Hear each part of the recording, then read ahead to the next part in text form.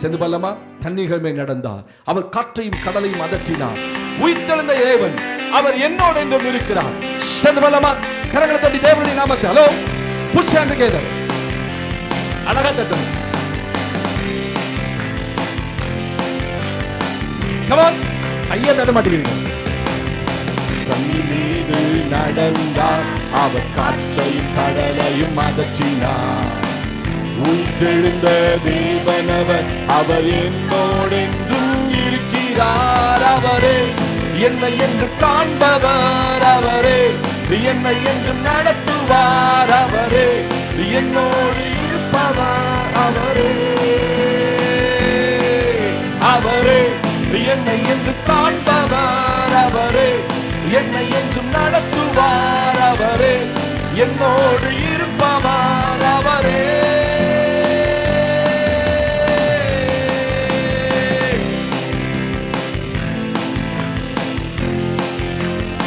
Hello come on உயிர்த்தெழுந்த இயேசுவை கொண்டாடுகிறோம். அல்லவா மரித்தார். அவர் நமக்காக உயிர்த்தார். நம் பாவம் கழுவ தன்னை சிலுவையிலே அவர் தந்தார். நமக்காக மரித்தார். அவர் நமக்காக உயிர்த்தார். கம் ஆன் நம் பாவம் கழுவ தன்னை சிலுவையிலே அவர் தந்தார். அவரே என்னை என்று காண்பவர். அவரே என்னை என்று நடத்துவார். அவரே என்னோடு இருப்பவர். அவரே one more time. அவரே என்னை என்று காண்பவர். அவரே என்னை என்று நடத்துவார். அவரே என்னோடு இருப்பவர். அவரே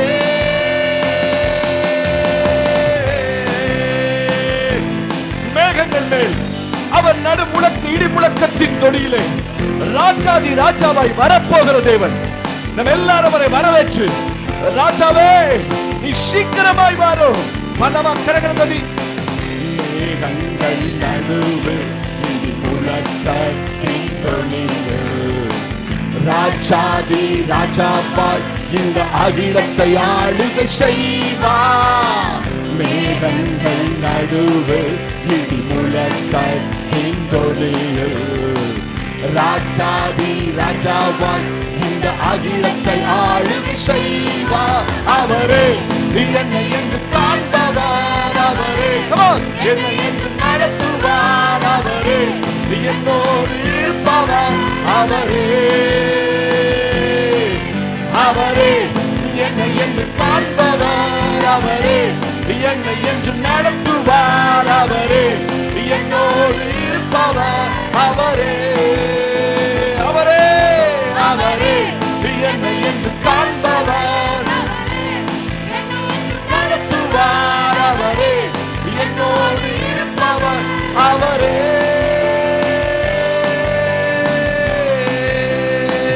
மேகங்கள் மேல் வரப்போகிற ராஜாவை வரவேற்று சபையே உன்னை என்னை மீட்டுக் கொள்ள அவர் வரப்போகிறார். சபையை மீட்கத்தான் அவர் வருகிறார். மணவாளனை வரவேற்று சொல்லுவோம். மேகங்கள் நடுவில் இடி முழக்கத்தின் சொல்லுவோம். ராஜாதி ராஜாவாய் இந்த அகிலத்தை ஆளுகை செய்வார். மேகங்கள் நடுவில் இடி முழக்கத்தின் ராஜாதி ராஜாவாய் இந்த அகிலத்தை ஆளுகை செய்வார். இயேசுவே அதிகாரம் நிறைந்தவர். இயேசுவே அகிலத்தை ஆள்பவர். one more time. உலகத்தின் ரட்சகர் இயேசுவே. இயேசுவே அதிகாரம் நிறைந்தவர். ஆள்பவர். இயேசுவே உலகத்தின் ரட்சகர் இயேசுவே. இயேசுவே அதிகாரம் நிறைந்தவர். இயேசுவே அதிகாரம் இயேசுவே உலகத்தின் ரட்சகர் இயேசுவே. அவரே என்னை என்று காண்பவர். அவரே பாருங்க. அவரே என்னோடு இருப்பவர். ஈர்ப்பவர் அவரே அவரே அவரே என்னை என்று காண்பவர் அவரே என்னை என்று நடத்துவார் அவரே என்னோடு இருப்பவர் அவரே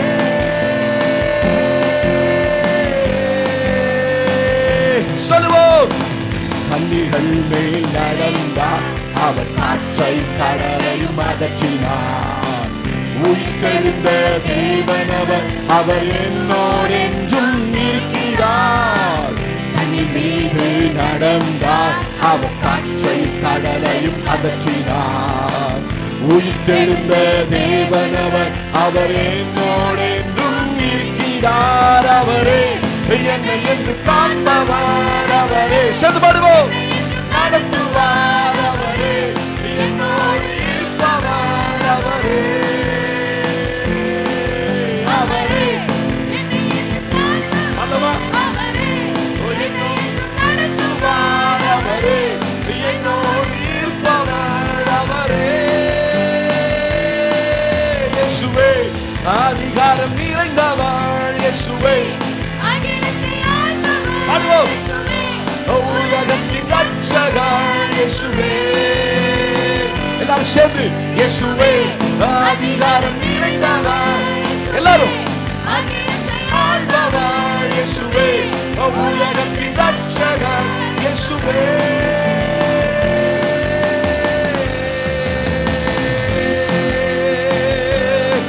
கரங்களை தட்டி அவர் ஒருவரே அதிகாரம் நிறைந்தவர் அவர் ஒருவரே ஆளுகை செய்கிறவர் அவர் ஒருவரே ரட்சகர் இயேசுவே அதிகாரம் நிறைந்தவர் இயேசுவே அந்த நாமத்தை சொல்லுங்க ஆள்பவர் இயேசுவே உலகத்தின் ரட்சகர் இயேசுவே அவரே என்னை என்று காண்பவர் அவரே என்னை என்று நடத்துவார் அவரே என்னோடு இருப்பவர் அவரே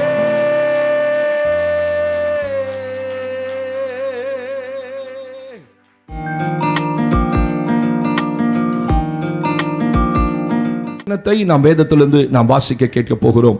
தேவனுக்கு மகிமை உண்டாகட்டும். வாசிக்கலாமா? Turn your Bible with me, the book of 1 Peter. 1 பேதுருவின் புஸ்தகத்துக்கு நேராக உங்களுடைய வேதத்தை எடுத்துக்கொள்ளுங்கள். 5ஆம் அதிகாரத்துக்கு நேராக எடுத்துக்கொள்ளுங்கள். 1 பேதுருவின் புஸ்தகம் வேதத்தினுடைய கடைசி பக்கத்துக்கு வந்துருங்க. தேவனுக்கு மகிமை உண்டாகட்டும். 1 பேதுருவின் புஸ்தகம் 5ஆம் அதிகாரம் 8ஆம் வசனத்தை நாம் வாசிக்க கேட்க போகிறோம்.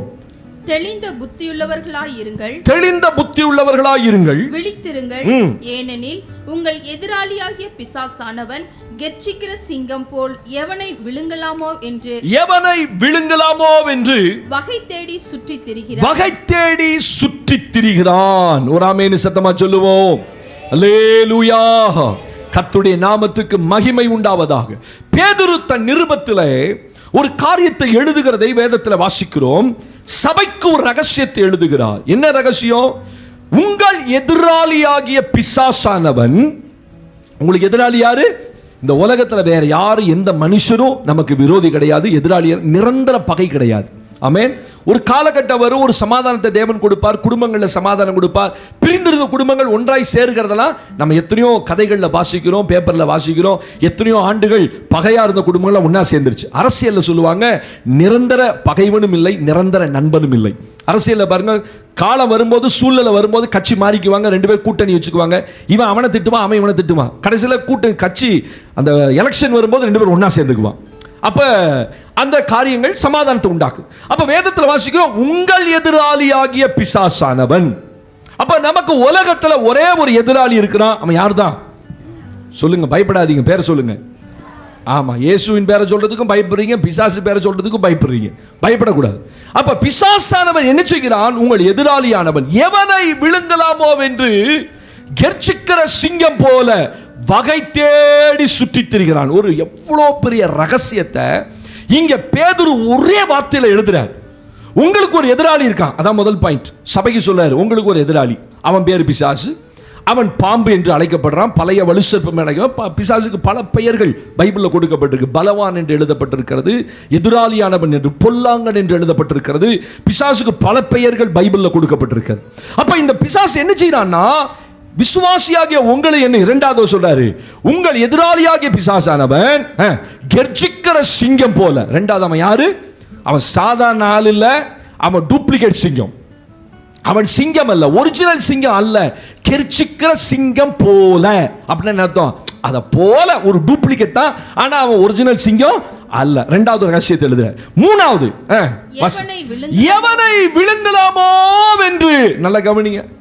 பார்த்துக்கிட்டே இருக்கிறான். எவனை விழுங்கணும், எவனை விழுங்கணும், எவனை விழுங்கணும், எவனை அடிக்கணும், எவனை கீழே தள்ளணும், எவனை ரட்சிப்பிலிருந்து வெளியே கொண்டு வரணும், எவனை சபைக்குள்ள வெளியே கொண்டு வரலாம், எவனை ஆண்டவரை விட்டு பிரிக்கலாம். இதுதான் அவன் நோக்கம். இந்த ரகசியத்தை சபை புரிந்து கொள்ளணும். உங்க எதிராளி சும்மா இல்லை, நீங்களும் நானும் சும்மா இருக்கிறது போல நம்ம எதிராளி சும்மா இல்லை. அவன் ஒர்க் பண்ணிக்கிட்டே தான் இருக்கிறான். அப்ப சபையும் ஒர்க் பண்ணிக்கிட்டே தான் இருக்கணும். தேவனுடைய ராஜ்யம் இப்ப உலகமே லாக்டவுன்ல கடந்தது, ஆனா பரலோகம் ரொம்ப சுறுசுறுப்பாக தான் செயல்பட்டு கொண்டே இருந்தது. உலக ராஜ்யத்துக்கு ஒருவேளை விடுமுறை இருக்கலாம், லீவு கொடுத்துருக்கலாம், ஆனா பரலோகத்தில் தேவனுடைய ராஜ்யம் 24 மணி நேரம் பரபரப்பா ஒர்க் பண்ணிட்டே தான் இருக்கு. ஒரு ஆமீன் சொல்லுங்க பாப்போம். அல்லேலூயா. உங்கள் எதிராளியாகிய பிசாசானவன் எவனை விழுங்கலாமோ. ஒரு ரகசியத்தை பேதுரு சபைக்கு எழுதுறப்பா, நீ சும்மா இருந்தாலும் அவன் சும்மா இருக்க மாட்டான். உன்னை என்ன செய்வான்? விழுங்குவதற்கு வகை தேடுகிறான். அப்படின்னா என்ன விழுங்குறதுன்னா, உங்களை எதிலையாவது சிக்க வைக்கணும், உங்களை ஏதாவது செய்து ஆண்டவரை விட்டு பிரிக்கணும். இதான் அவனுடைய நோக்கம் அல்ல, அவன் அஜெண்டா, அவனுடைய மிஷன், அதோட விஷன் எல்லாமே ஒரு தேவ பிள்ளையின் மேலதான் நோக்கமா இருப்பான். ஏன்னா உலகம் வேதம் சொல்லுது பொல்லாங்கனுக்குள் இருக்கு. அல்லோ இங்க கவனிங்க, உங்க நில குத்துது, கண்ணு எங்கேயோ போயிருச்சு, கவனிச்சிட்டேன். ஸ்தோத்திரம். அல்லேலூயா சொல்லுங்க பாப்போம். அல்லேலூயா. உலகம் பொல்லாங்கனுக்குள் கிடக்கிறது. உலகம் ஏற்கனவே பிசாசின் பிடிக்குள்ளதா இருக்கு. அதனாலதான் ஆண்டவரே சொல்றார், இந்த உலகத்தின் அதிபதி என்னிடத்தில் வருகிறான், அவனுக்கு என்னிடத்தில் சொல்லுங்க ஒண்ணுமில்ல. எனக்கு என்கிட்ட ஒண்ணும் இல்லை, ஒண்ணுமே. உங்கள்கிட்ட தான் இருக்கா? இருக்கா? தாயத்தை தான் இருக்கா? கயிறு கீறு கட்டியிருக்கீங்களா? இடுப்புல கட்டியிருக்கீங்களா? ரகசியமா யாருமே தெரியாம இடுப்புல அப்படி முடிச்சு போட்டு மந்திரிச்ச கயிறு கேட்டா அருணா கயிறுமா, ஆனா இவன் எங்கேயா கொண்டு போய் மந்திரிச்சு வந்துட்டு கட்டி வச்சிருப்பான். சரி, ஒரு ஆபத்துக்கு இருக்கட்டும். அப்ப எவனை விழுங்கலாம் என்று, அப்ப அவனுடைய நோக்கம் எல்லாம் யார் சிக்குவா, யார் கிடப்பா, அவனை அப்படியே விழுங்கிடணும். ஸ்தோத்திரம். வேதம் சொல்லுது, வகை தேடி சுற்றி திரிகிறான். நாலாவது சொல்றாரு, அப்ப அவன் சும்மா இல்ல, அவன் உலகம் முழுசு சுத்திக்கிட்டே இருக்கிறான். ஆண்டவர் யோபின் புத்தகத்தை கேட்கிறார், பிசாசை பார்த்து, சாத்தானே நீ எங்கிருந்து? தூங்குறவன்ட்டு வந்தேன், கண்ணு சொருவன்ட்டு வந்தேன். அப்படித்தானே? சபைக்குன்னு வரும்போது பாவம் இல்லையா, நைட் டியூட்டி பார்த்துட்டு வந்தாங்க. நம்மளை தப்பாக சொல்லக்கூடாது. நீங்களாம் நல்லா தூங்கி எந்திரிச்சு வந்திருக்கீங்க. எங்கள் பசங்களாம் நைட்டில் டியூட்டி போயிட்டு வந்துட்டு அவ்வளோ பல்ல கடிச்சிக்கிட்டு வந்து இங்கே உட்காந்துருக்குறான். தோத்துறோம். இல்லையா? கஷ்டம்தான். நாங்கள் அவனை வாழ்த்துறோம். அப்பயும் தட்டி எழுப்புறது தானே நம்ம வேலை, இல்லையா? சரி, அப்ப 4 காரியம் சொல்றாரு. என்ன சொன்னாரு சொல்லுங்க பாப்போம். முதல்ல, உங்கள் எதிராளி. உங்களுக்கு ஒரு எதிராளி இருக்கான். ரெண்டாவது, கெர்ச்சிக்கிற சிங்கம் போல. அவன் சிங்கம் அல்ல அப்படின்ற ரகசியத்தையும் சொல்லிட்டாரு. மூணாவது, எவனை விழுங்கலாமோ. பாத்துக்கங்க விசுவாசியே, ஜனமே, உன்னை விழுங்குறதுக்கு வகை பார்த்துக்கிட்டு இருக்கிறான், வகை தேடி. நாலாவது, சுத்திட்டே இருக்கிறான். உங்க வீட்டை தான் சுத்துவான், உங்களை தான் சுத்துவான். நீ எங்க போனாலும் உங்களை சுத்திட்டே இருப்பான். சோத்திரம். நீங்க சொல்லுவீங்க, எனக்கு மட்டும் இப்படியாவது, எனக்கு மட்டும் இப்படியாவது. எகித்து விட்டுக்கலாம் நல்லா இருக்கான். அவன் நல்லா இருப்பான், ஏன்னா அவன் பொல்லாங்கனுக்குள் இருக்கிறான். அவனுக்கு ஒன்றும் நடக்காது. ஒரு ஆமீன் சொல்லுங்க. உங்க சொந்தக்காரனுக்கு ஒன்றும் நடக்காது. அவன் பிள்ளைகள்லாம் நல்லா சாப்பிட்டு செழிப்பா இருப்பாங்க. நீங்க தான் பிரச்சனையின் மத்தியில் இருப்பீங்க. அப்ப நீங்க சொல்லுவீங்க, அவன் கத்தரை தேட மாட்டேங்கிறான், ஆண்டவருக்குள்ளே இல்ல, அவன் பணக்காரனா இருக்கான், வண்டி வச்சிருக்கான், 10 மோதிரம் போட்டிருக்கான், ஐயோ இதெல்லாம் என்ன ஆண்டவரே, என் புத்திக்கு எட்டல ஆண்டவரே அப்படி நீங்க சொல்லும் போது ஒரு ரகசியத்தை சொல்றாரு. அவன் வகை தேடி சுத்தி திரிகிறான். உன் எதிராளி சும்மா இல்லப்பா, அவன் ஒர்க் பண்ணிட்டே இருக்கான். ஒர்க் பண்ணாத தேவனுடைய பிள்ளைகள் சபையில் இருக்க முடியாது. உங்களுக்கு பிரச்சனை வரும். நீ ஜெபிக்கலன்னா பிரச்சனை வரும். தேவனோடு இல்லைன்னா பிரச்சனை வரும். ஸ்தோத்திரம். நீ நினைக்கிறீங்க, நான் நல்லது தானே செஞ்சேன், எல்லாருக்கும் நல்லது தானே செய்யறேன், ஆனா நீ ஜெபம் பண்ணலையே. நீ நல்லவனா இருக்கிறதுக்கு என்ன பிரயோஜனம்? யாருக்கு பிரயோஜனம்? நீ நல்லவனா இருக்கிறது உங்களுக்கு தான் பிரயோஜனம். ஆனா நீ ஜெபம் பண்ணா எல்லாருக்கும் பிரயோஜனம். அப்ப உங்க எதிராளி ஒருவன் சுத்தி கொண்டே இருக்கான் என்பதை மறந்துடக்கூடாது. முதல்ல ஒரு 4 காரியம் மைண்ட்ல வைக்கணும். உங்களுக்கு ஒரு எதிராளி இருக்கான், அவன் பேர் பிசாஸ். ரெண்டாவது, அவன் என்ன செய்யறான்? கெர்ச்சிக்கிற சிங்கம் போல். அவன் சிங்கம் அல்ல, அதையும் மைண்ட்ல வச்சுக்கோங்க. அவன் கடிக்கிற சிங்கம் அல்ல, கெர்ச்சிக்கிற சிங்கம் மட்டும்தான். சிங்கம்னா கடிக்கணும், ஆமீன் சொல்லுங்க, கடிச்சு கொதறணும். ஆனா உண்மையான சிங்கம் கெர்ச்சிக்கும், இறை வந்தோடனே கடித்து கொதறும். ஆனா இவனால கடிக்க முடியாது. யார? உங்களை என்ன செய்ய முடியாது? சொல்லுங்க, பயப்படாதீங்க, சொல்லுங்க. உங்களை என்ன செய்ய முடியாது. ஐயோ கடிச்சிட்டான் பாஸ்டர் நேற்று நைட்டு தூக்கத்தில் என்னை போட்டு அமுக்குன்னு அமுக்கி சோத்திரம் கண்ணெல்லாம் முழிப்பிதுங்கிற மாதிரி போட்டு அமுக்கிட்டானே சோத்திரம். அது அந்த இதை சொல்லலை நான். உங்களை தொடவே முடியும் அப்படின்னா உங்களோட போராடுவான், ஆனால் உங்களை என்ன செய்ய முடியாது, மேற்கொள்ளவே முடியாது. நான் சொல்ல 30 வருஷமா அந்த ஊழியத்தில் இருக்கிறேன், என்னோட போராடாத பிசாசே இல்லை, ஆனால் எல்லாத்தையும் ஜெயிக்க கர்த்தர் உதவி செய்தார். ஐவயத்தை சொல்லுங்க ஆமேன்னு. நான் என்னது சாட்சியா சொன்னேன், நீங்க தானே உங்களை சாட்சியா சொல்லணும். உங்களை இதுவரைக்கும் மேற்கொண்டானா? சாட்சியா சொல்லு, உங்களை மேற்கொண்டானா? அல்லேலூயா. உங்களை மேற்கொள்ளவே முடியாது. ஆனா பாரு, உன்னை மேற்கொள்வேன் பாரு, உன்னை தள்ளிடுவேன் பாரு, உன்னை அடிச்சிடுவேன் பாரு, உன் குடும்பத்தை என்ன பண்றேன் பாரு அப்படிமா மிரட்டுவான், கெர்ஜிப்பான். ஆனா ஒரு நாளும் உங்களை தொடுவதற்கு தேவன் அனுமதி கொடுக்கவே மாட்டார். உங்களை சுற்றிலும் எப்பொழுதும் ஒரு தேவ பாதுகாப்பு இருக்கின்றதை உணர்ந்துடாதீங்க, மறந்துடாதீங்க. ஆமென் சொல்லுங்க.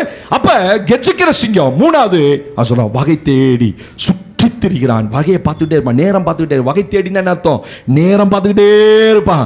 எங்க சிக்குவ ஸ்தோத்திரம். அப்படி போகும்போது அப்படி சினிமா போஸ்டர் காட்டுவான், அங்க ஒரு பிசாசு நிற்கும். ஸ்தோத்திரம். அங்க ஒரு சினிமா தியேட்டர் காட்டுவான், அங்க ஒரு பிசாசு நிற்கும். சொல்லுவான் வா ஒரு நாள் வா, நைட் ஷோ வா அப்படிமா. வகை தேடுவான், உன்ட பேசுவான். அந்த இடத்துல நீ அந்த இடத்த விட்டு போனா அதை மாத்திடுவான். அதுக்கப்புறம் எந்த இடத்துல உங்களை சிக்க வைக்கணுமோ அங்க காத்திருப்பான். அப்ப நல்லா புரிஞ்சுக்கணும் கர்த்தருடைய பிள்ளைங்க. சபைக்கு பேதுரு எழுதுறாரு, வகை தேடி அவன் சுற்றி கொண்டே இருக்கான், ஒரு இடத்துல இருக்க மாட்டான். அவன் என்ன செய்வான்? ஹலோ, என்ன செய்வான்?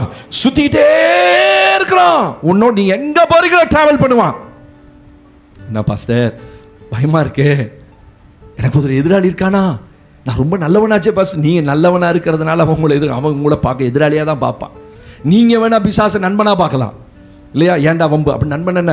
ஏண்டா வம்பு, அவனை ஏண்டா எதிர்ப்பானே, அவனை ஏண்டா கொல்லுவானே, அவனை ஏன் போன்னு சொல்லுவானே, அவனை ஏன் ஓடிப்போன்னு சொல்லுவானே, அவன் எதிர்ப்பான். பயமா இருக்கு. நீங்க அவனை நண்பனா பார்த்தாலும் உங்களை அவன் எப்படி தான் பார்ப்பான் சொல்லுங்க? எதிராளியாய் பார்க்கிறவன். அப்ப நல்ல கவனிங்க இன்னைக்கு செய்தியே. அவன் எவனை விழுங்கலாமோ என்று. அப்ப விழுங்குறதுக்கு வகை கிடைச்சாதான் அவன் விழுங்குவான். அப்படிதானே? சோத்திரம். ஜூல மனித குரங்கு இருக்கு. உள்ள ஒருத்தன் கையை விட்டு விளையாண்டுக்கிட்டே இருந்தான், பார்த்தீங்களா? யூடியூப்ல கையை விட்டு இப்படி அதை சீண்டிக்கிட்டே இருந்தான். அப்படி பேசாம பொறுமையா இருந்துச்சு. ஒரு நேரம் இவன் ஒத்த கையை விட்டான்னா அது ஒன்றும் செய்யல, அப்படி கையை விட்டாமனுங்க டபக்குன்னு பிடிச்சிக்கிச்சு. மாட்டினானா அதுக்கு இருக்கிற பலத்துல போட்டு இழுன்னு இழுக்குது, கத்துறான், ஐயோ அம்மான்னு கத்துறான்.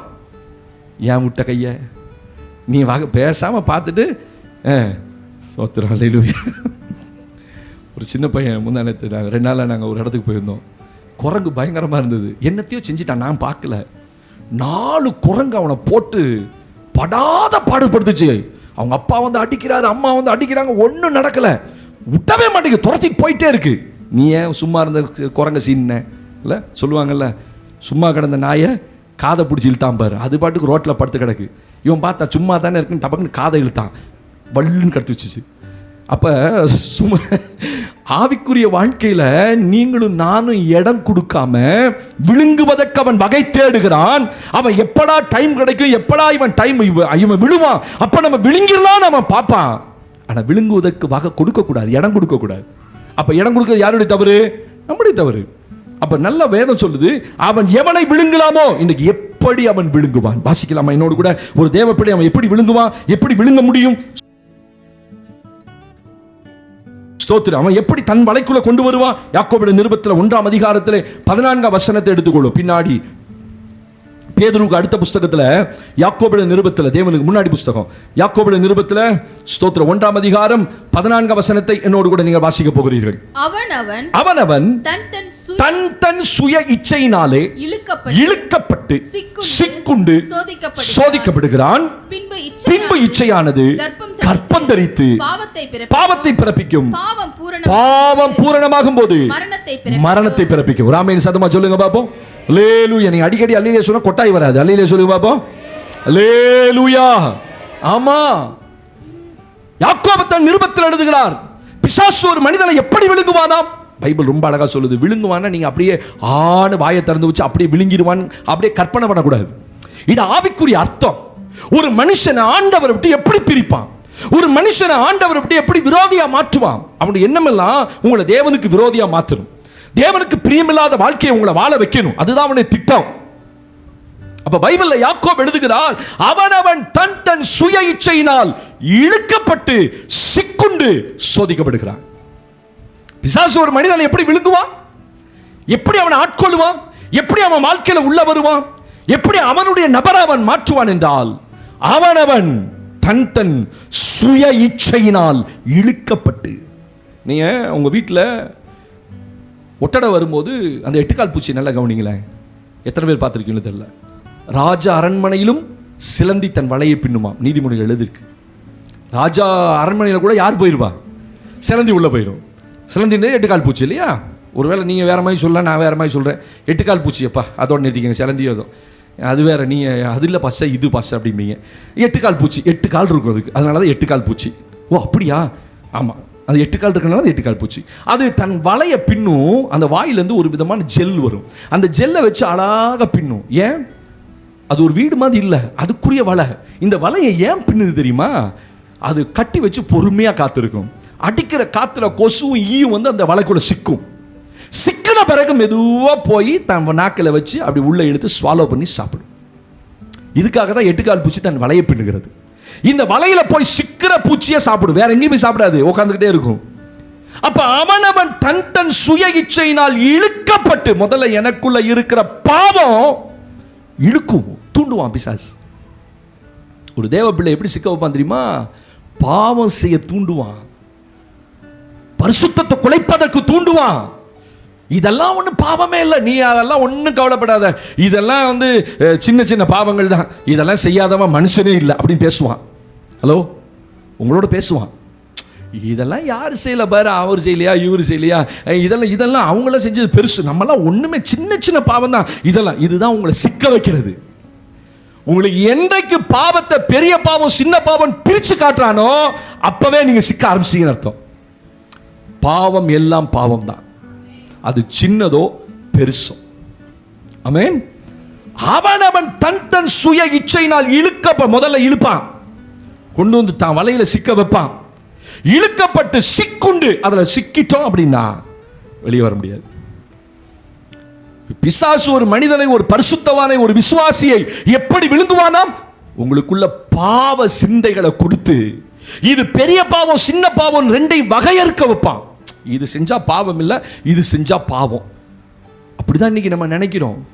ஆனா தேவன் பாவத்தை எல்லாத்தையும் பாவம்ன்றாரு. பைபிள் அடுத்து சொல்றாரு, பாவம் பூரணமாகும் போது மரணத்தை பிறப்பிக்கும். அதுக்கு உச்சக்கட்டம் ஒன்று இருக்குது. ஒரு தேவ பிள்ளையை சின்ன சின்ன பாவங்களை செய்யும் போது ஆண்டவர் உணர்த்தும் போதே, மகனே இது வேண்டாம் உனக்கு, இதை பார்க்காத, இதை செய்யாத, இதை படிக்காத, இங்கே போகாத, இவனோட சேராத, அவனோட சேராத, அது உனக்கு கண்ணியா இருக்கும். ஸ்தோத்திரம். இந்த நண்பன் உனக்கு வேண்டாம், அவன் உன்னை கெடுதியில குழிக்குள்ள தள்ளிடுவான், உன் ஆவிக்குரிய வாழ்க்கை ஒண்ணுமில்லாம. அதெல்லாம் நம்ம காதுல வாங்கவே மாட்டோம். இதெல்லாம் இப்படிலாம் வாழ்ந்தா உலகத்தில் எப்படி பாச நாங்க வாழ்றது? இப்படிதான் வாழ்ந்தாகணும். இப்படி போய் சிக்கிறது தான் கடைசியில் பாவத்தை பிறப்பிக்கும். பாவம் பூரணமாகும் போது மரணத்தை பிறப்பிக்கும். முதல்ல உங்க சிக்க வைக்கிற இடமே பாவம் தான். ஆமென். உங்களை பாவம் செய்ய வைப்பான், பாவம் செய்ய தூண்டுவான், பாவ சிந்தைகளை கொண்டு வருவான், அதுக்கான முகாந்தரங்களை உண்டாக்குவான். ஸ்தோத்திரம். யோசேப்பு ஒரு பரிசுத்தவான். யோசேப்பு பாவம் செய்யற எண்ணமே அவனுக்குள்ள இல்லை, ஆனா அவளுக்குள்ள அந்த எண்ணம் இருந்தது. கவனிச்சிங்களா? இவன் ஒரு பரிசுத்தவான் தான். நம்ம போகிற இடமெல்லாம் நம்மளை காத்துக்கணும் ஜோம் பண்ணிட்டு போறோம், ஆனா அங்க 4 பிசாசு உட்காந்துருக்கும். நம்மளை கவுக்கிறதுக்குன்னே 4 பிசாசு நிற்கும். நம்ம நல்லா தான் போவோம், சொந்தக்காரன் வீட்டுக்கு சொந்தக்காரன்னு போவோம், ஆனா சொந்தக்காரன் ரூபத்தில் அங்க 4 பிசாசு உட்காந்துருக்கும். அப்படிதானே? நீங்க நிறைய பேர் எங்க தவறு செய்கிறோம், தப்பு நடக்குதுன்னா உறவுகள் மத்தியில தான் நடக்குது. நம்ம பரிசுத்தத்தை காத்துக்கிறது இல்லை. நீ யாருன்ற அடையாளத்தை மறந்து அவங்களோட ஒன்றாகி அவர்களுக்கு ஒன்றுக்குள்ள ஒன்றாகி அவங்க செய்யறதெல்லாம் நம்மளும் செஞ்சு, அதெல்லாம் தப்பு இல்லை, ஒரு நாள் செஞ்சுட்டு போங்க அத்தை, ஒரு நாள் செய்யுங்க சித்தி அப்படிம்பாங்க. அந்த சித்தி அத்தைன்ற உறவுக்குள்ள தான் யார் வருவா சொல்லுங்க? பிசாசு வருவான். அதுக்குள்ளதான் உள்ள நிற்பான். ஆனா உங்களுக்கு தெரியாது அவங்க யாரு சித்தி, அவங்க யாரு அத்தை. அவங்க அத்தையா தான் பார்ப்பீங்க, சித்தியா தான் பார்ப்பீங்க. ஆனா அதுக்கு பின்னாடி ஒருத்தன் நிக்கிறத பார்க்கவே முடியாது. அவன் உங்களை செய்ய தூண்டுவான். அதெல்லாம் ஒன்றும் பிரச்சனை இல்லை, நான் அதெல்லாம் ஒன்றும் கண்டு, ஏசுநாதெல்லாம் ஒன்றும் சொல்ல மாட்டார், மன்னிக்கிறவர் தானே, நமக்கே பாடம் கொடுப்பான். ஏசுநாதர் மன்னிக்கிறவர் தானே, நீ அதை செஞ்சுட்டு போவோன்னு, அதெல்லாம் ஒன்றும் பிரச்சனை இல்லை, போய் பாவம் பண்ணி வாங்கிக்கோ. சோத்திரம். இன்னைக்கு கர்த்தருடைய பிள்ளைகள் அநேகம் பேர் சிக்குகிற இடம் பாவம். பாவத்துல உங்களை சிக்க வச்சு எவனை விழுங்கலாமோ, எப்படி விழுங்குவான்? பாவத்தின் வழியா விழுங்குவான். உங்களை ஆண்டவர்கிட்ட பிரிச்சிருவான். ஸ்தோத்திரம். நீங்க கவனிக்கும் போது கர்த்தருக்கு மகிமை உண்டாகட்டும். உங்களுடைய வாழ்க்கையில நியாயாதிபதி புஸ்தகத்துல 16ஆம் அதிகாரத்துல 19ஆம் வசனத்தை, ஆண்டவருக்கு மகிமை உண்டாகட்டும், ஒரு வசனத்தை எனக்காக வாசிங்கள். ஆண்டவருக்கு ஸ்தோத்திரம். ஆதியாகமத்தின் புஸ்தகம் 3ஆம் அதிகாரம் 24 வாசிக்கலாமா? ஆதியாகமம் 3ஆம் அதிகாரம் 24ஆம் வசனத்துல தேவனுக்கு மகிமை உண்டாகட்டும். அவர் மனுஷனை துரத்திவிட்டு ஜீவ விருட்சத்துக்கு போகும் வழியை காவல் செய்ய ஏதேன் தோட்டத்துக்கு கிழக்கே கேருபீன்களையும் வீசிக்கொண்டிருக்கிற சுடரொளி பட்டயத்தையும் வைத்தார்.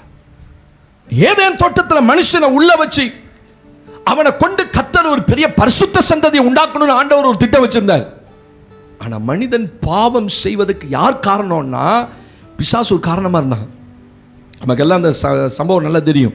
போய் ஏவாள்கிட்ட பேசுறான்.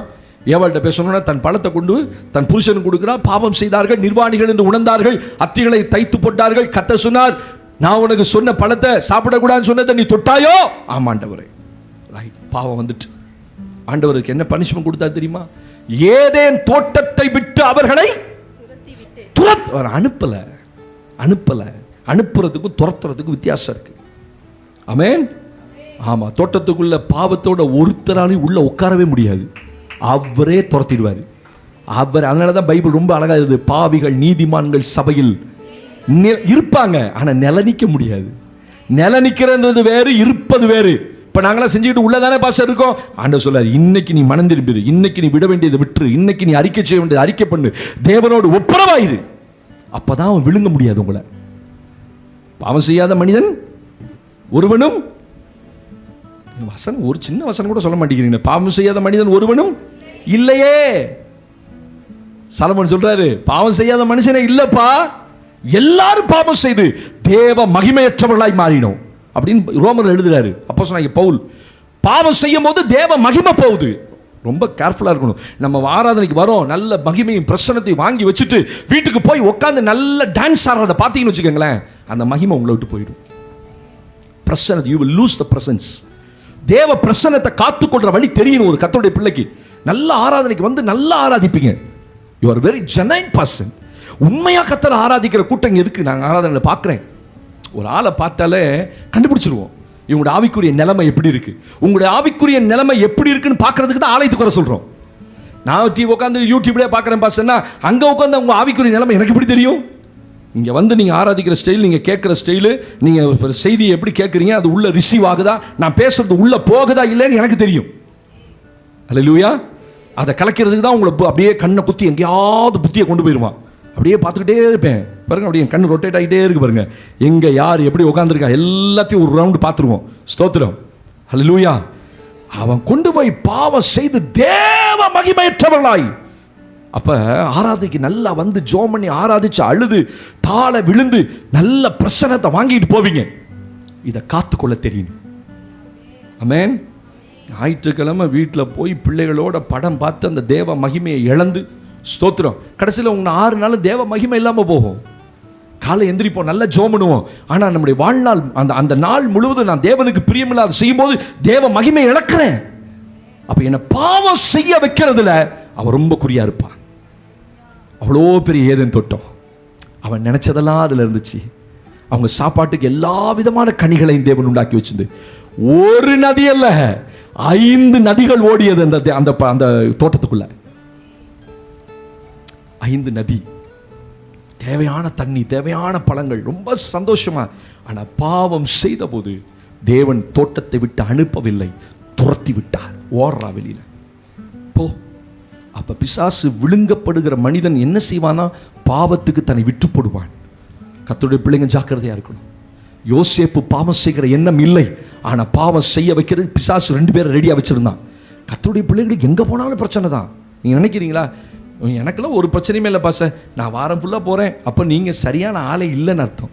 நீங்கள் தேவ பிள்ளையாக இருந்தால் கண்டிப்பாக உங்களுக்கு என்ன வரணும், டெம்டேஷன்ஸ் வரணும், சோதனை வரணும், ஸ்தோத்திரம், பாடுகள் வரணும், எதிர்ப்பு வரணும், ஏளனங்கள் வரணும், அவமானங்கள் வரணும், தனிமை வரணும்.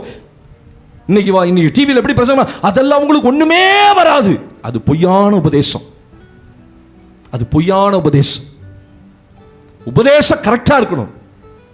சோதனையை சகிக்கிற மனிதன், அது பிறகு என்ன ஆண்டவர் யாவது எழுதி வச்சுக்காரு பைபிள்ல, சோதனையே வரக்கூடாது அதுதான் விசுவாசி அப்படின்னு சொல்லல. சோதனையை சகிக்கிற மனிதன் பாக்கியவான். உங்களுக்கு பிரச்சனை வரும், பாவ சோதனை வரும், எல்லாருக்கும் வருது, உங்களுக்கு ஒரு எனக்கு வரும். ஆனா நம்ம அதை எப்படி ஓவர் கம், ஏன்னா பின்னாடி ஒரு பிசாசுடைய மூளை அதில் வேலை செய்யுதுன்னு அர்த்தம். ஆமென். ஆமா, சங்கீதக்காரன் தாவீது 51ஆம் சங்கீதத்தில் அவன் எழுதுறான், ஐயோ பாவத்தினால் என் எலும்புகளில் சௌக்கியம் இல்லை, என் சந்தோஷத்தை நான் இழந்து போனேன், ரட்சணியத்தின் சந்தோஷத்தை இழந்துட்டேன், உற்சாகத்தின் ஆவியை இழந்துட்டேன், என்னால பழைய மாதிரி தேவ சமூகத்தில் நிற்க முடியல. பாவம். ஆனா ஆண்டவர் ரொம்ப அழகா எழுதுறாரு, உரியாவின் சங்கதியை தவிர வேறு ஒன்றிலும் தாவீது பாவம் செய்யவில்லை. அந்த ஒரே ஒரு காரியத்தில் தான் அவன் தேவனுக்கு விரோதமாக பாவம் செய்தானா. ஆண்டவர் இது சாட்சி எழுதுறாரு. அப்ப எப்படி உங்களை விழுங்குவான்? உங்களை பாவத்தில் சிக்க வச்சு அவன் தன் சுய இச்சையினால் இழுக்கப்பட்டு, முதல்ல இழுக்கிறான் நம்மளை, இதை பாரு, இதை பாரு, இதை செய்ய, இதை பேசு. சோத்திரம். உங்க வாயில உட்கார்ந்து உங்களை பேசக்கூடாத வார்த்தையெல்லாம் பேச வைப்பான். ஹலோ, கவனமா இருங்க. நீங்க நினைக்கிறீங்க சபைக்கு வந்துட்டா பரலோகம் போயிடலான்ட்டு. உங்களை சிக்க வைக்கிறான். உங்களை சிக்க வச்சு உங்களை பாவத்துக்குள்ளாக்கி உங்களை குற்ற மனசாட்சியாக்கி தேவனுக்கு உங்களுக்கு ஒரு இடைவெளியை உண்டாக்குவதுதான் பிசாசு விழுங்குறதுக்கு அடையாளம். உங்களை விழுங்கிட்டான்னு அர்த்தம். நீங்க ஜோமே பண்ண மாட்டீங்க, உங்களுக்கு அந்த உணர்வே இருக்காது. ஸ்தோத்திரம். தேவனை தேடணுன்ற எண்ணம் இருக்காது. இதுதான் உங்களை விழுங்குற காரியம். அப்ப இழுக்கப்பட்டு சிக்குண்டு சோதிக்கப்படுகிறான் பிசாசு. என்ன செய்யறான்? முதல்ல உங்களை பாவ சோதனையில சிக்க வைப்பான். அதான் விழுங்குறது. ரெண்டாவது, அவன் எப்படி ஒரு தேவ பிள்ளையோடு போராடுகிறான்? லூக்கா எழுதின சுவிசேஷம் 11ஆம் அதிகாரம், the gospel book of Luke chapter 11. லூக்கா எழுதின சுவிசேஷம் 11ஆம் அதிகாரம் 22ஆம் வசனம். எல்லாரும் பைபிளை திறங்க பார்ப்போம். லூக்கா எங்க இருக்குன்னு கூட தெரியணும் உங்களுக்கு. ஸ்தோத்திரம். அதனால தான் பைபிளை திறங்கன்றது. 11ஆம் அதிகாரம் 32ஆம் வசனத்தை சத்தமாக வாசிக்க கேட்கலாம். 11:22. அவனிலும் அதிக பலவான் வந்து அவனை மேற்கொள்ளுவானேயாகில் அவன் நம்பி இருந்த சகல ஆயுத வர்க்கத்தையும் பறித்துக்கொண்டு அவனுடைய கொள்ளை பொருளை பங்கிடுவான். ஹலோ, கவனிக்கிறீங்களா? பிசாசு ஒரு மனிதனை எப்படி விழுங்குகிறான்? முதல்ல பாவம் செய்ய வச்சு தாம் பக்கம் இழுத்து அவனை விழுங்கிடுவான். அப்படின்னா விழுங்குறது என்ன? தேவனை விட்டு பிரிக்கிறது தான் விழுங்குறது. ஆமென். ஒரு நாள் don't lose the presence of God. உங்களுடைய வாழ்க்கையில் எதை இழந்தாலும் தேவ பிரசன்னத்தை என்ன செஞ்சிடக்கூடாது. என்ன பாவம் செஞ்சாலும் தப்பு செஞ்சாலும் ஓடி ஆண்டோட்டு போய், அப்பா அது செஞ்சுட்டு என்ன மன்னிச்சிருங்க. மன்னிக்கிறதுக்கு அவர் ஏற்றுக்கொள்ள ஆயத்தமா இருக்கிறார். நீ வருவியான்னு மட்டும் தான் பார்ப்பார். ஆமென் சொல்லுங்க பார்ப்போம். அல்லேலூயா. ரெண்டாவது சொல்றாரு, அவனிலும் பலவான் வந்து அவனை மேற்கொள்வானேயாகில் அவன் தன் பொருட்களை எல்லாம் என்ன செய்வானா? இழந்து போவானாம். 22 அவனிலும் அதிக பலவான் வந்து அவனை மேற்கொள்வானாகில் அவன் நம்பியிருந்த சகல ஆயுத வர்க்கத்தையும் பறித்துக் கொண்டு அவனுடைய கொள்ளை பொருளை பங்கிடுவான். பிசாசு ஒரு மனிதன வாழ்க்கையை எப்படி விழுங்குகிறான்? உங்களுடைய பலத்தை இழக்க செய்து விழுங்குவான். அவனிலும் பலவான் வந்து, நீங்க தான் பலவான் என்னைக்குமே. ஆமீன் சொல்லுங்க. கையில உயர்த்தி ஒரு ஆமீன் சொல்லுங்க. யார் பலவான்? பிசாச காட்டுல யார் பலவான்? சொல்ல மாட்டேங்கிறீங்களே, பயப்படுறீங்களே. சொல்லுங்க, நான் தான் சொல்லுங்க. என்ன நான் தான்? இப்ப நான் என்ன சொன்னேன் திருப்பி கேட்பேன். நான் தான்றீங்களே, என்ன நான் தான்? நான் தான் ஓட்டு போட்டேன் பிஜேபிக்கு அப்படிங்கிறீங்களா? மறந்துட்டு அமுக்கிட்டு வந்துட்டேன் பாஸ்டர். சோத்திரம். தேவனுடைய கோபம் தான் வரும். நான் தான் என்ன? நான் தான் பலவான். சொல்லுங்க, நான் தான் பலவான். ஆண்டவர் சொல்ல நீ தான் பலவான். அல்லேலூயா. நீ தான் பலவான். அப்படின்னா யாரு? பிசாச காட்டிலும் பலவான் யாரு? இந்த சபை தான். ஆனா நல்ல கவனிங்க, எப்போ ஒரு மனிதனை விழுங்குகிறான், அவனிலும் அதிக பலவான் நம்ம தான் அந்த பலவான். ஆனா அந்த பலவான அவன் பலம் இழக்க செய்வான். அதான் அவன் தந்திரம். தேவனுடைய பிள்ளைகள் என்னைக்கு தேவ பலத்தை இழக்கிறீர்களோ அன்னைக்கு அவன் விழுங்கிடுவான். பாருங்க, அவனுடைய பொருட்களை கொள்ளையிடுவான். உங்ககிட்ட இருக்கிற அநேக நன்மைகளை உங்களுக்கு வரவிடாம தடுத்துருவான். ஏன்னா உங்களுக்கு பலம் இல்லை. ஸ்தோத்திரம். நேற்று ஒரு சகோதரிக்கு நான் ஜெபம் பண்ணும்போது சொன்னேன், முடியலங்க யார், திடீர்னு தலை சுத்து. எப்படி வருது? உடனே ஸ்கேன் பார்த்தாச்சு, எல்லாம் பார்த்தாச்சு, சரீரம் நார்மலா இருக்கு. இப்போ ஒரு ஆவிக்குரியவன் என்ன செய்யணும்? டாக்டர் ஒண்ணுமே இல்லைன்னு சொல்லிட்டாருன்னா, ஹலோ டாக்டர் ஒண்ணுமே இல்லைன்னு சொல்லிட்டாருன்னா நீ என்ன செய்யணும்? ஆவிக்குரியவர்கள் ஆவிக்குரிய காரியங்களை நிதானிக்கணும். இது எங்கேயோ ஸ்பிரிட்ல பிரச்சனை இருக்குது. ஆமென், அல்லேலூயா. ஆமாம், போன வாரத்தில் நாங்கள் வெளியில் போயிருக்கும்போது ரோஷல் கொட்டாய் விட்டுட்டே இருக்கா. அன்யூஷுவலாக கொட்டாய் விட்றா. கொட்டாய் வரலாம், ஆனால் என்னவா வரக்கூடாது, விட்டுக்கிட்டே இருப்பாங்க. பார்த்தீங்களா, உங்களுக்கே தெரியும். சில நேரத்தில் ஒரு கொட்டாய் ஒரு நேரம் விடலாம், திருப்பி ஒரு மணி நேரம் கழிச்சு டயர்டாக இருக்கும்போது ஒரு மணி விடலாம். ஆனால் உட்காந்து விட்டுக்கிட்டே கொட்டாய் இருக்கீங்க. சில நேரத்தில் அப்படி வரும் உங்களுக்கு, அப்படியே அன்யூஷுவலாக வரும். கவனிச்சுக்கிட்டே இருந்தேன் அவளை. பாப்பா இது நல்லது இல்லையே, ஏன் தெரியுமா? You didn't wake up this morning. நீ இந்த காலையில் எந்திரிச்சு நீ ஜெபம் பண்ணல. கவனிச்சியா? நீ என்றைக்கு ஜெபம் பண்ணலையோ அன்றைக்கு ஒரு பலவீனம் உன் சரீரத்தில் வந்துருச்சு. நான் பார்த்துக்கிட்டே இருக்கேன். ஒரு 10-15 கொட்டாய் விட்டா. உடனே காரை நிறுத்தி நாங்கள் 2 பேரும் தலையில் கை வச்சு இயேசுவின் நாமத்தில் போ பிசாசே, அவ்வளோதான், ரிலீஸ் ஆயிட்டா. இது சாதாரண ஒரு மனிதனுக்கு, ஒரு கர்த்தருடைய பிள்ளைக்கு தெரியணும். அப்படிலாமா பாஸ்டர், அப்படிலாம் நடக்குமா? எல்லாத்தையும் நீங்கள் ஆவியோடு சம்மந்தப்படுத்துங்க. அப்போ நான் சகோதரிகிட்ட சொன்னேன், நீங்கள் ஆவியில் சரீரத்தில் உங்களுக்கு ஒன்றுமே இல்லைன்னா நீங்கள் பர்ஃபெக்ட். உங்கள் சரீரத்துக்கு நல்ல ஆகாரம் போயிடுச்சு. ஆனால் உள்ள ஒரு ஆத்மா இருக்கே, அந்த மனுஷனுக்கு பலன் போகலை. ஆமாம், நான் ஜெபம் பண்ணி ரொம்ப நாள் ஆச்சு. நான் பைபிள் வாசித்து ரொம்ப நாள் ஆச்சு. வேலை வேலை வேலை வேலை, ஒர்க் பண்ணுறேன். பிள்ளைகளை கவனிக்கணும், பேர பிள்ளையை கவனிக்கணும். போகிற இடத்துல நான் வேலை செய்கிறேன், வீட்டில் வேலை, அத்தனை வேலைகள். நான் போனேன்னு ரொம்ப டயர்டாயிடுறேன். அதிகாலை எந்திரிக்கிறது இல்லை. அங்கே தான் பிரச்சனை. You are losing your strength. ஒரு தேவ பிள்ளை தன் பலத்தை இழக்கும் போது, பலவானா இல்லாம இருந்தாலும் அவனும் நம்மளை பலன் கொள்வான். அவன் நம்மளை மேற்கொள்வான், அவன் விழுங்குவான், உங்க பலத்தை உறிஞ்சிருவான். ஸ்தோத்திரம். தேவனுடைய பிள்ளையுடைய வாழ்க்கையில பலம் இல்லைன்னா, உங்களுடைய வாழ்க்கையில நீங்க பலத்தை இழந்துட்டீங்கன்னா அவன் உங்களை விழுங்கிடுவான். உங்களுக்கு வர வேண்டிய நன்மை அத்தனை நிறுத்திடுவான். இன்னைக்கு பாருங்க, உலகம் எப்படி ஓடுது, விசுவாசிகள் எப்படி ஓடுறீங்க, வேகமா ஓடுறீங்க. வேலைக்கு போகணும், சம்பாதிக்கணும், கடனை கட்டணும். நல்லது தான், நான் இல்லைன்னு சொல்லவே இல்லை, நீங்கள் செய்யணும். ஆனால் ஒரு பக்கம் உங்கள் உள்ளான மனுஷனுக்குள்ள, ஹலோ, நம்ம ஆவியில் என்ன இல்லை சொல்லுங்க, பலத்தை இழந்திருக்கோம். உலக பிரகாரமாக அத்தனை பலனும் இருக்கு. நம்ம பார்க்குறோம், நமக்கே தெரியுது. கை கால்லாம் இழுக்குது, நரம்பு, உடனே போடு, எதை, நியூரோபியன் டேப்லெட் போடு. நம்மளே வாங்கி நம்மளே டாக்டர் ஆகிடும். நியூரோபியன் டேப்லெட் போட்டால் நல்லா, இது ரத்தம் இல்லைன்ட்டாங்க, உடனே டெக்ஸ் ஆரஞ்சு குடிச்சிடுவோமா? நமக்கு தெரியும் என்னத்தை குடிச்சா ரத்தம் உடம்புல வரும். உடனே செவுரட்டி வாங்கி, உடனே அதை வாங்கி இதை வாங்கி போட்டு சாப்பிட்டு கொஞ்சம் நல்ல ஆள் பல ஆயிடுவோம். தோத்திரம். ஆனா உள்ள இருக்க மனுஷன் பலன் இல்லாம சூம்பி போய், இந்த வாரம் வெள்ளிக்கிழமை ஒரு செய்தி வாசித்தோம் நீதிமொழிகள்ல, ஆத்துமாவிலே அறிவில்லாமல் இருப்பது நல்லதல்ல. எங்க அதுக்கு ஒரு அறிவு வேணும். பார்த்தீங்கன்னா, ஆத்துமாவிலே அறிவில்லாமல் இருப்பது, நமக்கெல்லாம் புத்தியில தான் அறிவில்லைன்னு சொல்லுவோம். ஆனா சாலமோன் சொல்லுவோம் வித்தியாசமா சொல்றாரு, ஆத்துமாவிலே அறிவில்லாமல் இருப்பது நல்லதல்ல. அப்படின்னு என்ன? உங்க ஆத்துமாவுக்கு பலன் வேணும், அந்த அறிவு வேணும்.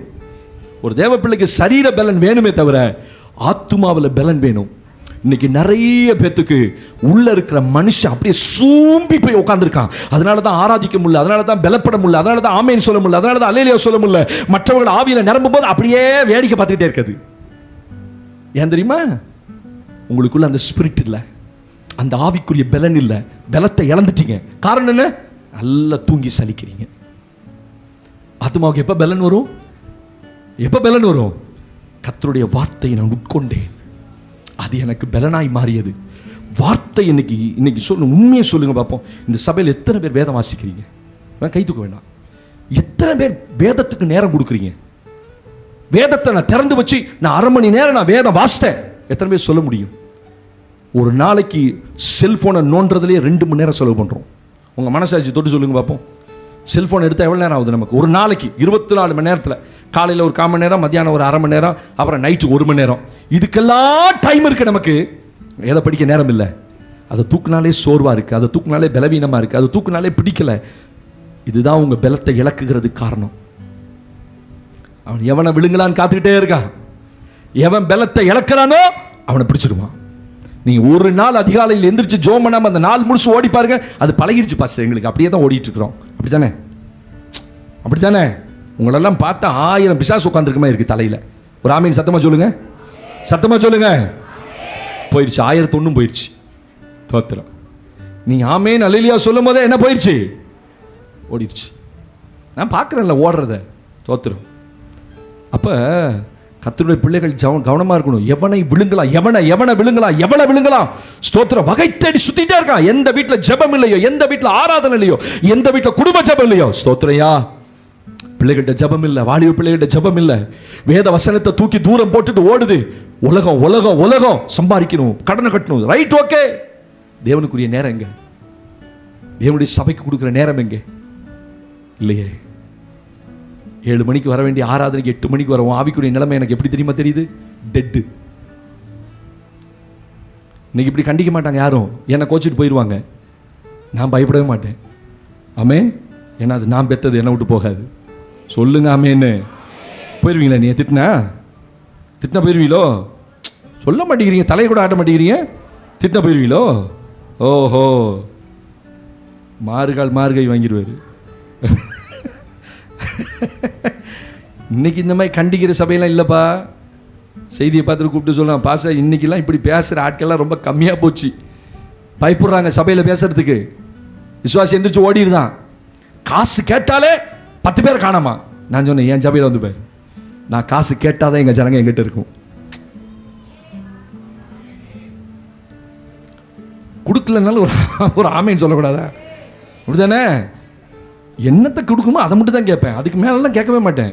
உங்களுக்கு சும்மா காசை கூட, அதுக்கு கூட, இந்த மிஷன் கூட, இந்த ஊழியத்துக்கு கூட, no no no no no. கர்த்தருடைய பணத்தை கர்த்தருக்கு கொடுத்துரு, அவ்வளோதான். போதும். ஒன்று அதில் தேவன் ஆசீர்வதிப்பார். இன்றைக்கி நிறைய குடும்பங்கள் அந்த ஒழுங்குக்குள்ளே வந்துட்டீங்க. Very good, appreciate. தேவனுடைய காரியம், தேவனுடைய தசமபாகத்தை தேவனுடைய காரியத்தில் கரெக்டாக கொடுத்துடணும். அதில் பாருங்கள், ஒரு ஆசீர்வாதம் உங்களுக்கு இருக்குது. ஆனால் சிலருக்கு இறுதியம் அடைக்குது, இன்னும் அதை செய்ய முடியல. பிசாசு போட்டு அப்படின்னு அடைச்சி வைக்கிறான். நான் சொல்கிறேன், நீ அடைச்சா நீ தான் குறைவுபடுவ.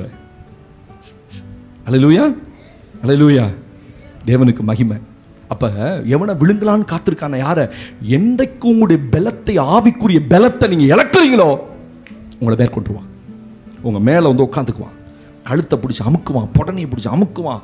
பலவீனம் வரும், வியாதி வரும், வாந்தி வரும், தலை சுத்தும். இதெல்லாம் இயற்கைக்கு. அப்பா இன்னும் நல்லா தானே இருந்தோம், ஒன்றுமே இல்லையா சரீரத்தில்? டாக்டர்கிட்ட போனீங்கன்னா ஒன்றும் இருக்காது. பிபி இருக்காது, சுகர் இருக்காது, ஒன்றுமே இருக்காது. நல்லா புரிஞ்சுக்கங்க, உங்கள் உள்ளான மனுஷனுக்குள்ள, ஆத்துமாவுக்குள்ள என்ன இல்லை? ஏன் தெரியுமா?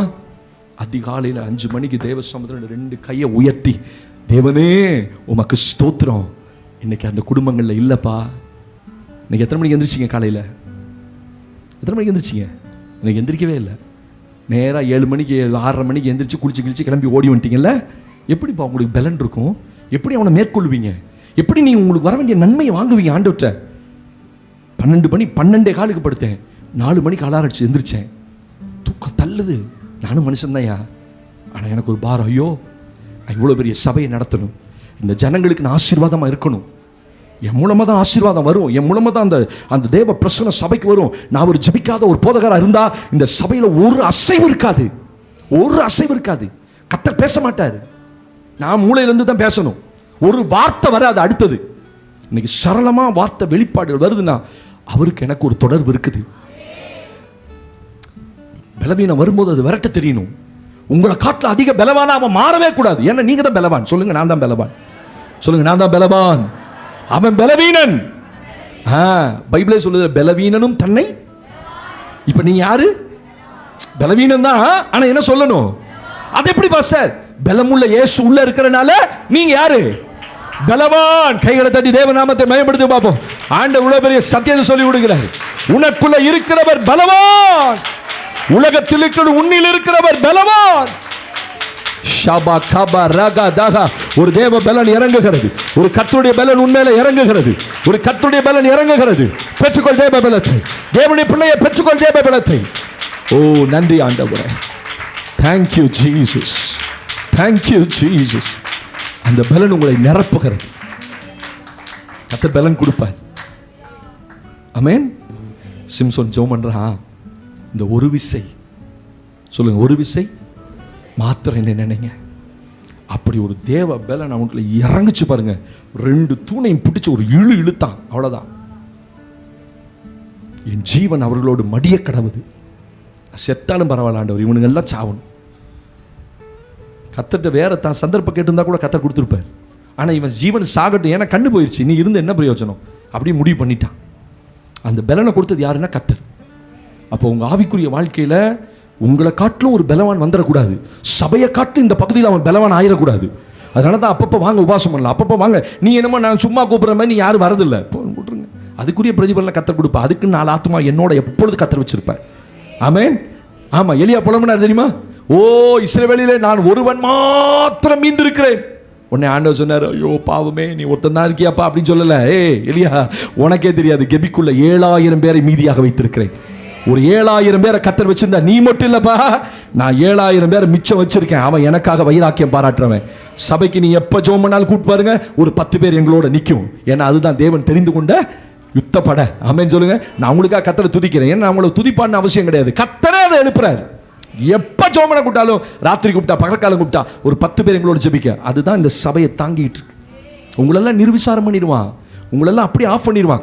அதெல்லாம் போகாதப்பா, இங்கேருந்து போகணுமா, இங்கேருந்து ஒருத்தர் லோன் தரானா போயிருவீங்களா? லோனு போமா இல்லையா? அதுக்கு மட்டும் வருவோம், அந்த லோனை வாங்குறது மட்டும். ஆனால் தேவனுடைய காரியம் பாருங்க, மாசத்துல ஒரு நாள் பாசம் வந்து நம்மளை பலப்படுத்திக் கொள்ளலாம். எத்தனை இடி விழுந்தாலும், எத்தனை வீட்டுக்குள்ள பிரச்சனை நடந்தாலும், ஒரு ஜெபம் பண்ணணும், ஒரு உபவாசம் பண்ணணும், தேவப்பிள்ளை தெரிகிறது இல்லையே, தான் சொந்த பலத்தில் எப்படியாவது மேற்கொள்ளணும், எப்படியாவது நம்ம சமாளிச்சிடலாம். நான் சொல்றேன், இன்னைக்கு பலிபீடத்திலிருந்து ஒரு நாள் ஒன்னால உன் சாத்தானை மேற்கொள்ள முடியாது, உன் எதிராளியை நீ மேற்கொள்ள முடியாது. தேவ பலன் இருந்தாதான். தேவ சமுத்திரம் தாழ்த்தணும், தேவ சமுத்திரம் உபவாசிக்கணும். மாசத்துல ஒரு நாள் வாங்க, ஒரு வெள்ளிக்கிழமை முழங்கால் போடுப்பா, என்னை பலப்படுத்துங்க ஆண்டவரே, நான் கொஞ்சம் பலவீனன் ஆயிட்டேன், ஆவியில் பலவீனன் ஆயிட்டேன், எனக்கு உங்களுக்கு சம்பந்தமே இல்லாமல் இருக்க ஆண்டவரே, என்னை பலப்படுத்துங்க சொல்லி பாருங்க, கர்த்தர் உங்களை பலப்படுத்துவார். மூன்றாவது, எப்படி ஒரு தேவ பிள்ளைக்கு விரோதமாக எழும்புறான்? யோனா எழுதின தீர்க்கதரிசன புஸ்தகம் 1ஆம் அதிகாரம், புக் ஆஃப் ஜோனா, ஸ்தோத்திரம், chapter 1 verse 3 and 4. யோனாவின் புஸ்தகம் 1ஆம் அதிகாரம் 3-4 வசனங்களை வாசிக்கலாம். அப்பொழுது யோனா கர்த்தருடைய சமூகத்தினின்று விலகி தர்ஷீஷுக்கு ஓடி போகும்படி எழுந்து யோப்பாவுக்கு போய் தர்ஷீஷுக்கு போகிற ஒரு கப்பலை கண்டு கூலி கொடுத்து தான் கர்த்தருடைய சமூகத்தினின்று விலகும்படி அவர்களோட தர்ஷீஷுக்கு போக கப்பல் ஏறினான். கர்த்தர் சமுத்திரத்தின் மேல் பெருங்காற்றை வரவிட்டார். அதனால் கடலிலே கப்பல் உடையும்படி நினைக்கத்தக்க பெரிய கொந்தளிப்பு உண்டாயிற்று. ஒரு ஆமென் சொல்லுங்க. அல்லேலூயா, சத்தமா சொல்லுங்க. ஹல்லேலூயா. யோனாவின் தீர்க்கதரிசன புஸ்தகத்தில் யோனாவை குறித்து நன்றாய் தெரியும். ஆண்டவர் அவரை நினிவேக்கு போய் சொன்னார். இவனோ எங்க போனா? தர்ஷீஷுக்கு போகும்படி கப்பல் ஏறினான். நினிவே இந்த பக்கம் இருக்கு, தர்ஷீஷ் இந்த பக்கம் இருக்கு. ஆண்டவருடைய வழிக்கு ஆப்போசிட்டா ஒருத்தன் ஓடுறான் பாருங்க. வேதம் ரொம்ப அழகா ரெக்கார்ட் பண்ணுது.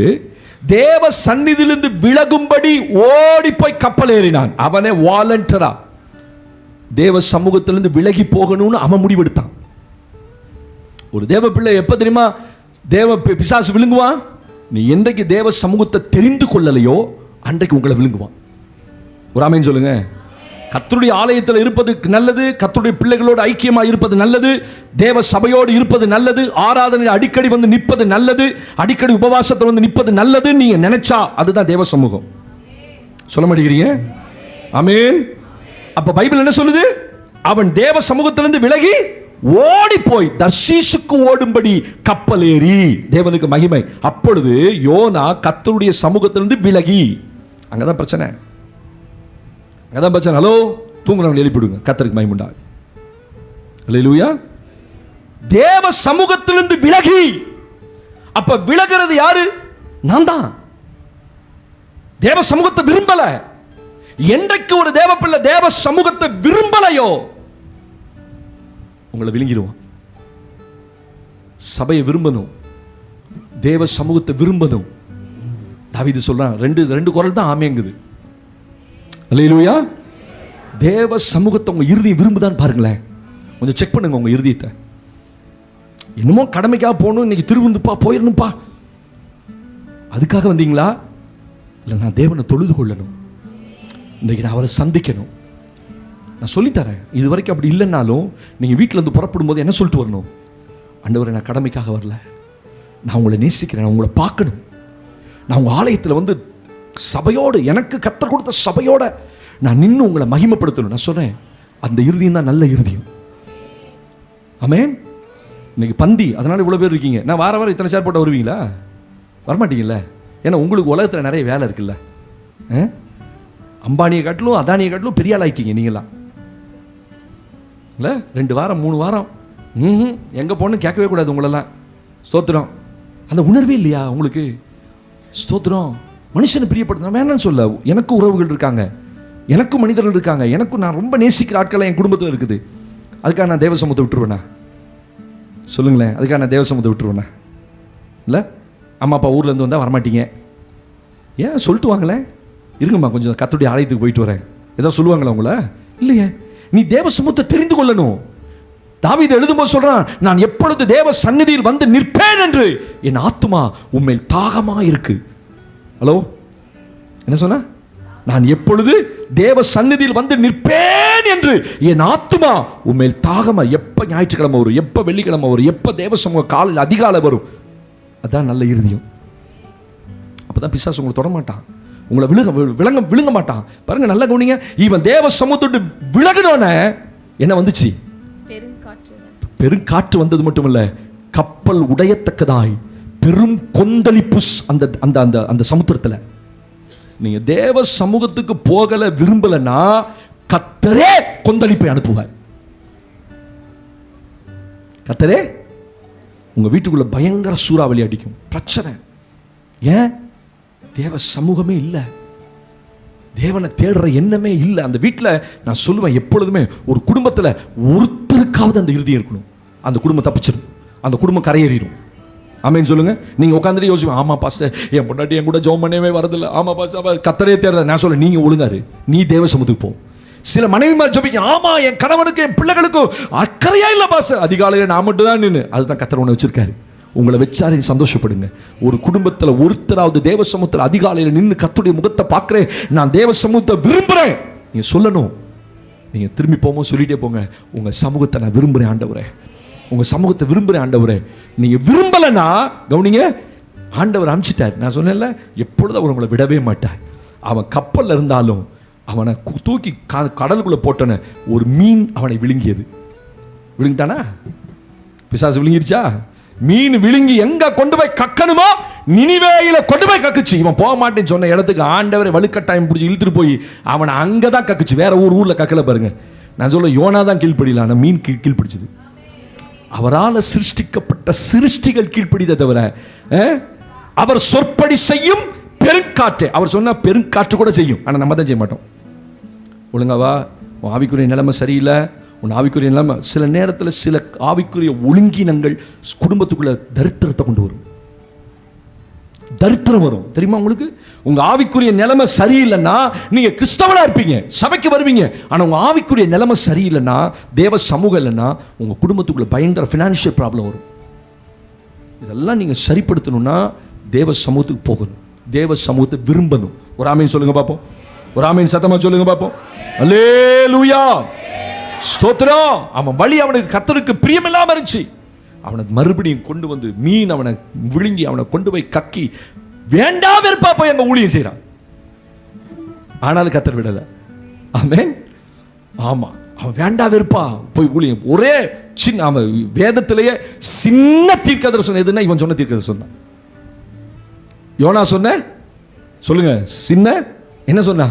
இன்னும் 40 நாள்ல நினிவே கவிழ்க்கப்பட்டு. அவ்வளவுதான். நீ மனம் திரும்பு, கிணம் திரும்பு, ரெட்டு உடுத்து, சாம்பல் எல்லாம் சொல்லவே இல்லை.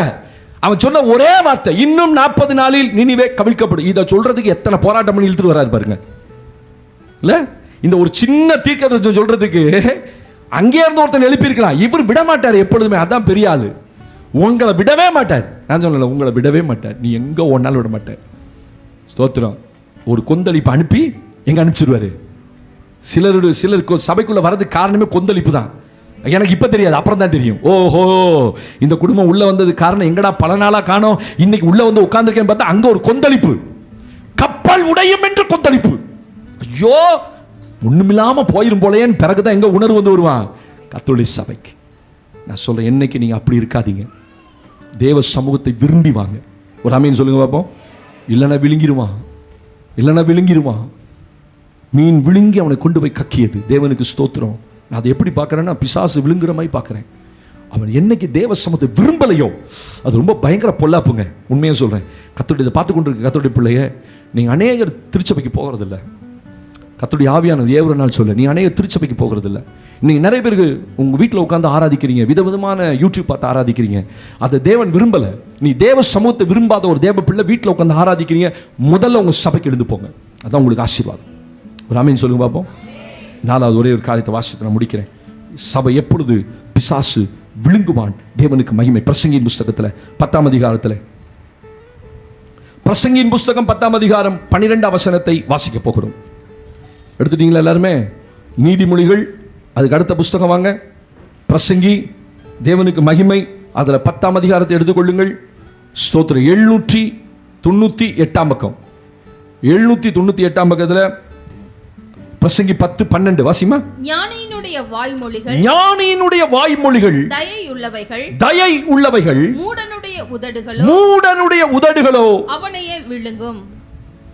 அவனை என்ன செய்யும்? பிசாசு ஒரு மனிதனை எப்ப விழுங்குவான் தெரியுமா? இந்த 10ஆம் அதிகாரம் 12ஆம் வசனத்தில் ஞானியினுடைய வாய்மொழிகள் தயை உள்ளவைகள், மூடனுடைய உதடுகளோ அவனையே விழுங்கும். அதோ பிசாசு ஒரு மனிதனை எப்ப விழுங்குவான் தெரியுமா? உன் வாயின் வார்த்தையினால். எப்ப விழுங்குவான்? மூடனுடைய உதடுகளோ, அதான் பைபிள் சொல்லுது, மூடனுடைய உதடுகளே அவனை விழுங்கும். உன்னை வேற யாரும் விழுங்க வேண்டாம். பிசாசு ஒரு மனிதன் எப்படி விழுங்குனா? மூடனுடைய உதடுகள். தேவன் மூடனுடைய உதடுகள் பிரியமா இருக்கிறதில்ல. யார் அந்த மூட? உதடுகள்ல தாறுமாறா பேசுறவன் தான் அந்த மூடன். மரணமும் ஜீவனும் நாவின் அதிகாரத்தில் இருக்கிறது. நீ என்ன பேசினாலும் அது நடக்கும். நீங்க விசுவாசித்தா அது அப்படியே நடக்கும். நீங்க விரும்பினாலும் விரும்பலனாலும் நீ என்னத்தை பேசுறீங்களோ அதான் நடக்கும். ஏன்னா நீங்க என்னைக்கு ரட்சிக்கப்பட்டீங்களோ அன்றைக்கே தேவன் அதிகாரத்தை உங்க நாவில் வச்சுட்டாரு. அது மரணமானாலும் சரி, ஜீவனாலும் சரி, நீங்க பேசுறதுதான் நடக்கும். ஒரு ஆமீன் சொல்லுங்க பாப்போம். கைகளை உயர்த்தி ஒரு ஆமீன் சொல்லுங்க. மூடனுடைய உதடுகளே அவனை விழுங்கும். கவனிச்சிங்களா? உங்க வார்த்தை தான் உங்களை விழுங்கும். உங்க வார்த்தை தான் உங்களை சிக்க வைக்கும். உங்க வார்த்தை தான் உங்களை கொண்டு போய் நரகத்தில் தள்ளும். உங்க வார்த்தை தான் தேவனுடைய நியாய தீர்ப்புல கொண்டு போய் உங்களை நிறுத்தும்.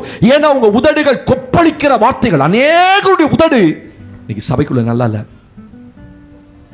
நல்லா இல்லப்பா. கோபம் வந்தா, சண்டை வந்தா இந்த வார்த்தை தான் இல்லை. நான் யாரையும் பார்க்கல வந்து வீட்டுக்கு. ஆமென். கர்த்தர் சொன்னா சரியா இருக்கும். அநேகருடைய உதடுகளில் கெட்ட வார்த்தை. ஸ்தோத்திரம்ப்பா.